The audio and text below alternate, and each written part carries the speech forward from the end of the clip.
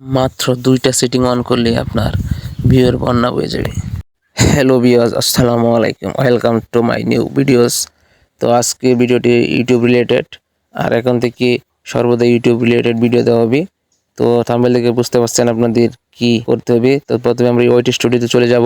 ওয়াইটি স্টুডিওতে চলে গেলে আমাদের যে আইডি বা আমাদের যে চ্যানেলটিতে ভিউজ ১, ৫, ৬ এরকম ভিউজ আসে, আমরা ওই চ্যানেলে তো আমরা ওপেন করব। ওপেন করার পর আমরা ওই চ্যানেলের ওয়াইটি স্টুডিও ভিতরে একটা কলম বা এরকম একটা আছে, ওইটার মধ্যে আমরা প্রবেশ করব।